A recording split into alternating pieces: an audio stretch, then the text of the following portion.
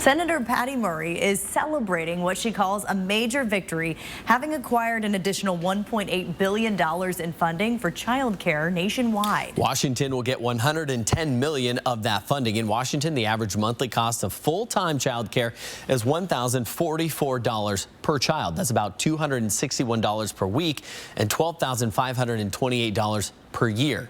Once again, that is per child. And the average household income in Washington state is about $82,000. Here in Spokane County, that number is closer to $60,000, meaning roughly 20% of your income would go toward putting your child through child care.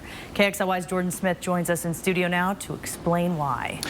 Well, Kirsten, a big part of the problem is the child care industry is facing a major staffing shortage. The teacher-to-student ratio is growing, meaning it's one teacher per, say, 16 students. And these staff members are juggling a multitude of different skill sets between multiple children, and it's burning people out.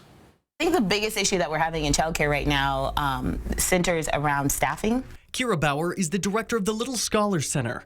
The biggest challenge she faces, finding quality staff to look after your children.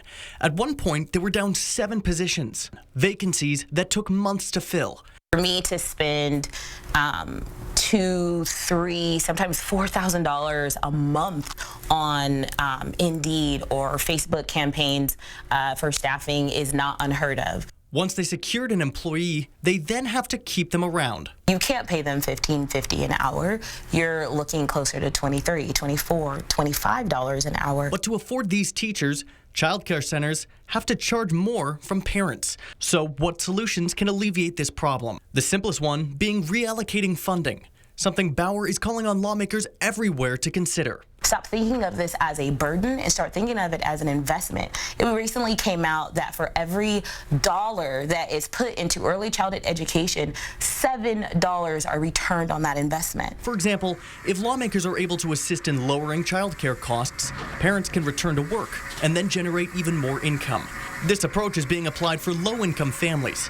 But for those who earn an income above that threshold, they're on the hook for the bill.